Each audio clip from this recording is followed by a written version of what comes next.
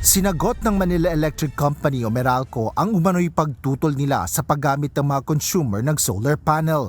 Ito ay matapos tuligsain ng netizens ang panawagan ng distribution utility para sa mas mahigpit na regulasyon sa installation ng rooftop solar panel.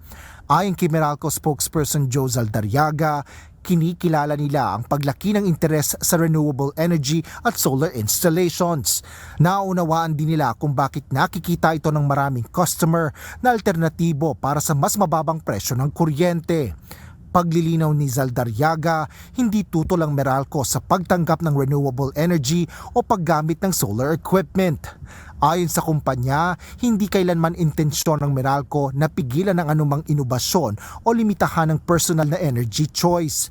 Sa halip, nais nilang bigyang diin ang kahalagahan ng kaligtasan at proper installation o maayos na pagkakabit.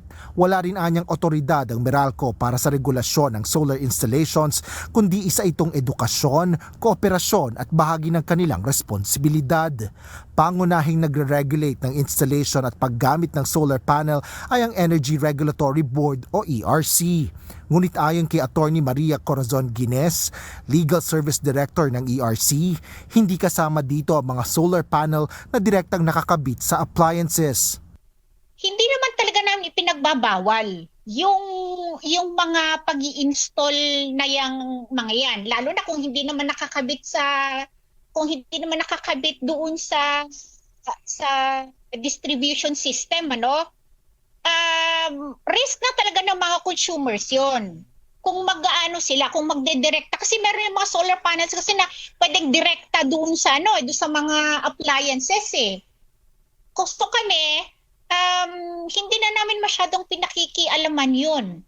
Kasi direkta naman yun, risk na rin naman nila. Sa kabila nito, inihayag ng ERC na may regulasyon sa mga solar panel na ikinakabit sa distribution system. Kung kakabit din nila doon sa metro o kaya doon sa distribution system, yun yung kailangan talaga nilang